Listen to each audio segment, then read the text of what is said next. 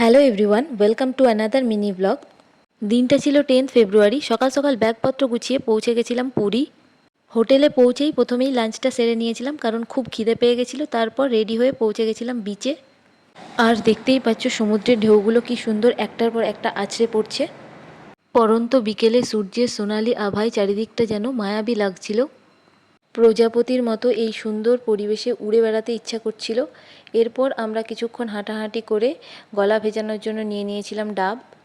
ডাব খেয়ে গলা ভিজিয়ে আরও একটু হাঁটাহাঁটি করে যখন সন্ধ্যা নেমে গেছিলো, তখন আমরা হেঁটে হেঁটে চলে গেছিলাম জগন্নাথ মন্দিরে। সন্ধ্যের পরে যাওয়াটাই শ্রেয়, কারণ দিনের বেলা প্রচণ্ড ভিড় থাকে। মন্দিরে পুজো দিয়ে জগন্নাথ দেবের আশীর্বাদ নিয়ে আমরা চলে এসেছিলাম ডিনার করার জন্য।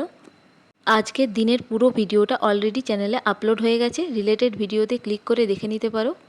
এরপর ডিনারটা কমপ্লিট করে নিয়েছিলাম। আজকের ভিডিওটা এখানেই শেষ করছি, টাটা।